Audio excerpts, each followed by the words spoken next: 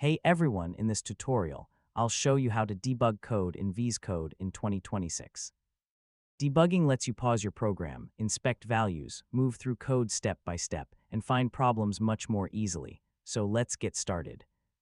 First, open your project in VS Code and make sure the programming language and required extension are installed.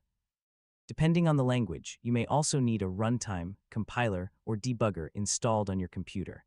Next, open the source file where you want to investigate a problem. Find the line where you want execution to pause and click next to the line number to create a breakpoint. A breakpoint tells VS Code to stop your program when execution reaches that line. You can add multiple breakpoints throughout your project when you need to inspect different parts of the program. Now open the Run and Debug panel and choose the appropriate configuration for your project. Start the debugger and let the program run until it reaches your breakpoint.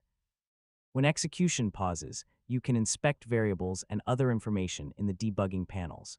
You can also hover over values in the editor to quickly see their current contents. Use the step controls to move through your program one section at a time. You can step over a line, step into a function, or continue until the next breakpoint. If you discover that a value isn't what you expected, follow the code backward and check where that value was created or changed. This can help you identify the actual cause instead of only treating the visible symptom. You can remove a breakpoint by selecting it again or temporarily disable breakpoints when you want the program to continue running.